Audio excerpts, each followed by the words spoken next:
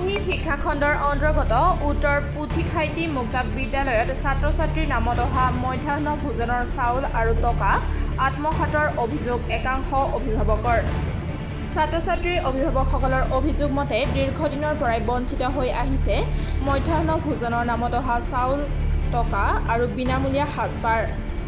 আনহাতে প্ৰধান শিক্ষকগৰাকীয়ে অভিযোগসমূহ খণ্ডন কৰি কয় যে সময়মতে ছাত্ৰ ছাত্ৰীৰ প্ৰাপ্য আদায় কৰি আছে, ৰাইজৰ অভিযোগ সম্পূৰ্ণৰূপে নস্যাৎ কৰে। বিভাগীয় তদন্তৰ পাছতহে ওলাব প্ৰকৃত ৰহস্য। ঘটনা সন্দৰ্ভত কাৱৈমাৰী আৰক্ষী চকীত এজাহাৰ দাখিল কৰা বুলিও জানিব পৰা গৈছে। কিন্তু এই মাষ্টৰে দি আছে, পইচা পাতিও দি আছে, কোনো অসুবিধা নাই, কোনো অসুবিধা নাই, আছে আছে। নাই, এইটো আমাৰ যিটো হিচাপ যিটো আছে পাবলগীয়া আছে সেইখিনিহে দি আছোঁ। যিহেতু চাউলখিনি প্ৰতি মাহে মাহে দিব লাগে। হয়, যিটো প্ৰতি মাহে মাহে দিব লাগে, কিন্তু আহে হেৰিয়াকৈ 2 মাহ 3 মাহৰ মূৰে মূৰে চাউল আহে, পইচা আহে, তেনেকৈ আহে, সেইমতে মই দিম। আপুনি বিগত 1 বছৰ ধৰি ছাত্ৰ ছাত্ৰীক চাউল টকা একোৱে দিয়া নাই বুলি? নাই, এইবিলাক চব মিছা কথা, মই চব দি আছোঁ। আপোনাৰ স্কুলখনৰ নাম? উত্তৰ পুথিখাইটি মুক্তাব। কোনখন শিক্ষাখণ্ডৰ অন্তৰ্গত? ৰূপহী শিক্ষাখণ্ডৰ অন্তৰ্গত। চাউল দি আছোঁ, চব প্ৰমাণ আছে মোৰ।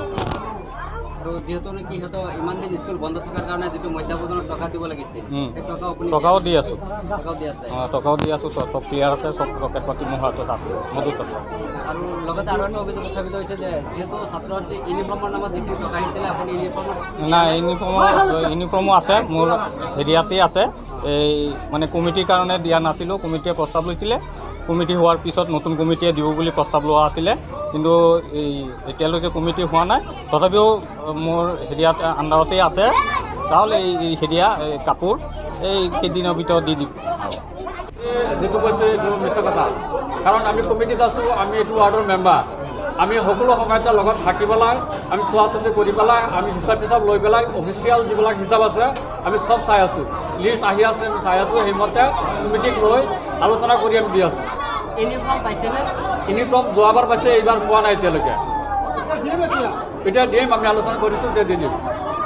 হয়, লকডাউনৰ সময়ত চৰকাৰে বিভিন্ন ধৰণৰ আঁচনি দিছে দুখীয়া ল'ৰা ছোৱালীৰ কাৰণে, কিন্তু আমাৰ এই উত্তৰ পুথিখাইটি মুক্তাব বিদ্যালয়ৰ যোৱা আগষ্ট মাহৰ পৰা প্ৰায় 1 বছৰ হৈ গ'ল, প্ৰায় 36 কুইণ্টেল চাউল এতিয়ালৈকে প্ৰধান শিক্ষকৰ ঘৰত জমা ৰাখি থৈছে, ল'ৰা ছোৱালীক দিয়া নাই। টকা প্ৰায় 1,88,000 টকা আছে মাষ্টৰৰ একাউণ্টত, সি নিজে উঠাই নিজৰ 2 এজন সাংগু পাংগুলৈ খাইছে, কিন্তু ল'ৰা ছোৱালীক দিয়া হোৱা নাই। ইতিমধ্যে আজি প্ৰায় 15 দিন আগত কাৱৈমাৰী আৰক্ষী চকীত এখন এজাহাৰ দিয়া হৈছিলে, তাৰ প্ৰতি কোনো গুৰুত্ব দেখা নাই আজিলৈকে। যোৱাকালি আৰু এখন এজাহাৰ দিয়া হৈছে মাষ্টৰৰ নামত, যে এনেকুৱা দুৰ্নীতি কৰিছে। 3বাৰ স্কুলৰ 3টা এলাউডৰ কাপোৰ, ইউনিফৰ্মৰ কাপোৰ আজিলৈকে আবণ্টন দিয়া হোৱা নাই। চৰকাৰৰ পৰা পইচা উদ্দেল হৈ গ'ল, আজিলৈকে আবণ্টন দিয়া হোৱা নাই।